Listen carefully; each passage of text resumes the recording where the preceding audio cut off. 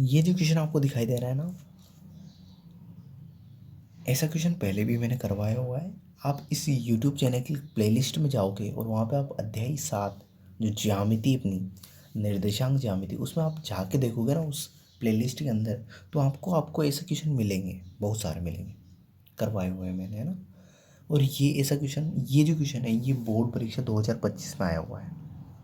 2025 में ये क्वेश्चन आया हुआ है, ठीक है।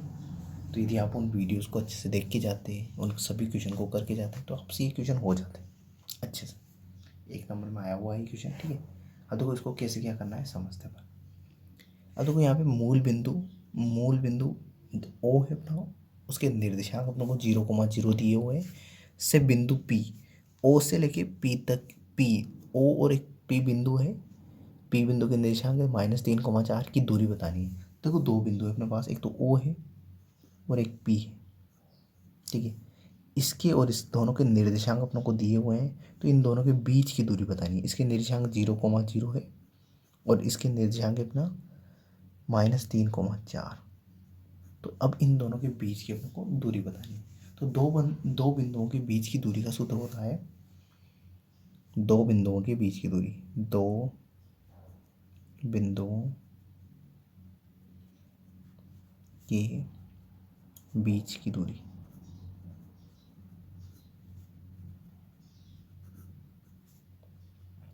वो होती है अपनी √(x2 - x1) का whole square plus y2 - y1 का होल स्क्वायर, ये होती है। अब ये x2 x1 y2 y1 क्या है, तो ध्यान दो, ये जो देखो यहाँ एक कोष्टक है, ये कोमा का चिन्ह है, इसके आगे जो वाला मान होता है ना, ये होता है अपना x का मान, और पीछे वाला जो मान होता है कोमा के वो y का होता है। तो इसको x1 मान लो, तो ये क्या हो जाएगा y1। अब मैंने आपको बताया कोमा के आगे वाला मान किसका होता है, x का। तो ये x1 है, तो ये अपने आप ही क्या हो जाएगा x2, और ये कोमे के बाद वाला y का, तो ये y1 है, तो ये क्या हो जाएगा y2। अभी मान सारे यहाँ रख दो इसमें, तो देखो रखते हैं। तो x2 का मान कितना है -3, तो ये -3, माइनस का चिन्ह -x1 का मान कितना है 0, और इस कोष्टक में इसका स्क्वायर प्लस y2 का मान है 4, माइनस y1 का मान है 0 और इसका स्क्वायर। तो देखो यहाँ समझना बराबर, तो -3 में से 0 जाएगा तो -3 ही बचेगा, और इसका स्क्वायर है, देखो -3 में से 0 घटाएंगे तो -3 ही बचेगा ना, प्लस 4 - 0, तो 4 में से 0 घटाएंगे तो 4 ही बचेगा, तो इसका स्क्वायर। अब देखो ध्यान से देखना है यहाँ पे,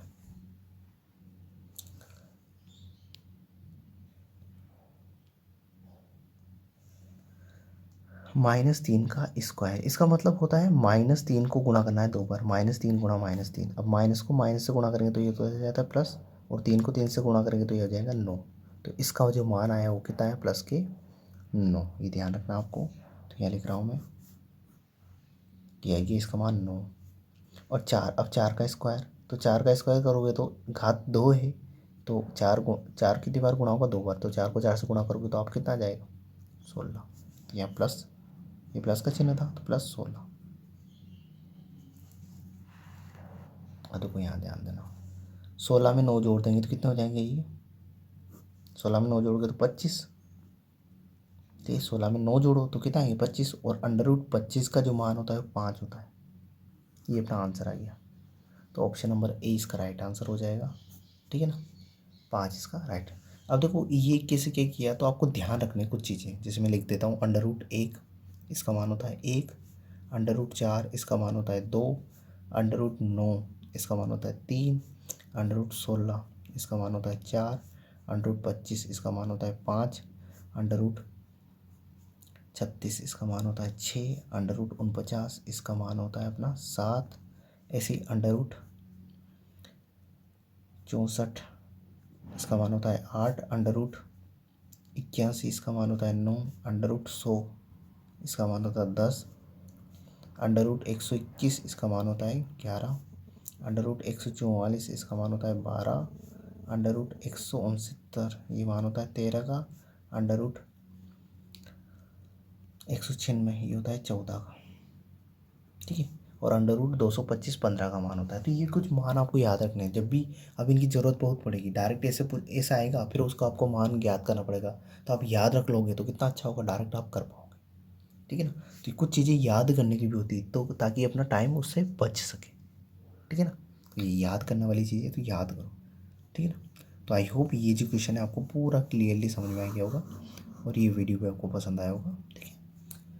तो इस वीडियो के लिए इतना ही। अगले वीडियो में अगले क्वेश्चन के साथ मिलते हैं। Thank you, bye.